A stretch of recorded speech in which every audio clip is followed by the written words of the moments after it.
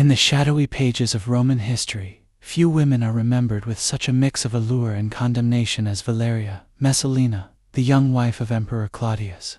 She was not only Rome's empress, but became a symbol of lust, political intrigue, and the dangerous weapon of sexual power. A young empress, Messalina, was born around AD 17 into a noble and influential Roman family. From an early age, she was noted for her striking beauty and imperious charm. When she married Claudius, a man more than twice her age, and considered awkward and timid, she was still in her teens. The marriage was the beginning of a dangerous imbalance, a powerful, older emperor with a naive trust in his captivating young wife. Beauty and sexual power. Within the imperial palace, Messalina quickly became notorious. Ancient writers such as Tacitus, Suetonius, and Juvenal described her as a woman with an insatiable sexual appetite. According to legend, she secretly entertained lovers of every rank, from noblemen and gladiators to actors and even slaves. One famous story claims that Messalina once challenged Rome's most celebrated courtesan to a contest, who could lie with the most men in one night. The Empress allegedly won, further feeding the scandalous rumors of her boundless lust. Whether exaggerated or not, such tales cemented her image as the embodiment of imperial decadence. Lust as a political weapon. But Messalina's passions were not merely private indulgences, they were political tools. Her lovers often found themselves rewarded with power, influence, and wealth. In return, they advanced her ambitions and helped eliminate rivals. Behind the facade of Claudius' rule, Messalina acted as a shadow sovereign. She could use seduction to ruin enemies, whisper into the emperor's ear to influence decisions, and manipulate the machinery of Rome through her charm.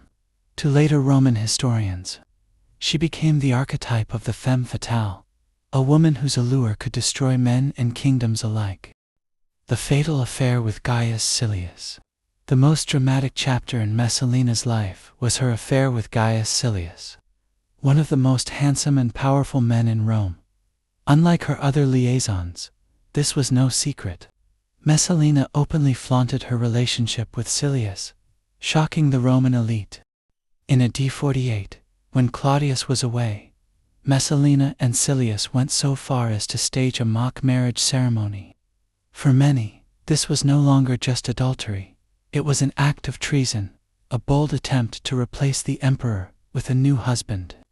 When Claudius was informed, his usual weakness gave way to fury. The downfall, Silius was swiftly executed, along with many of Messalina's allies. As for the empress, she begged for mercy, even running through the palace gardens to throw herself at Claudius's feet. But for once, the emperor's heart was unmoved. A squad of soldiers was dispatched to end her life. According to Tacitus, Messalina hesitated when ordered to commit suicide, unable to summon the courage.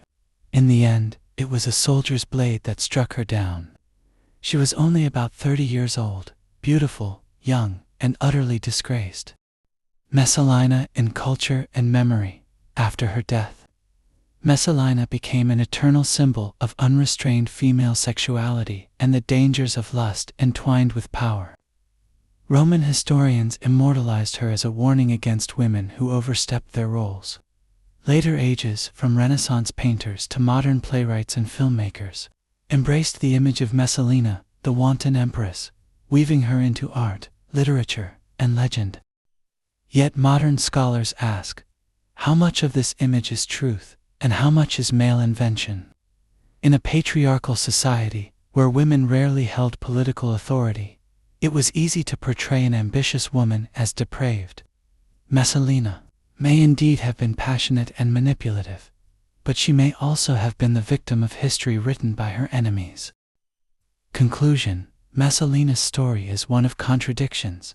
She is remembered as the dangerous seductress, the woman who let desire eclipse loyalty, and the empress who nearly toppled an empire through her lust.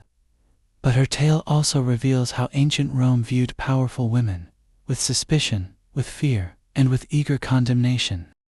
Her name lives on as a reminder that beauty and sexuality can lift someone to the highest throne but can just as swiftly drag them into the abyss.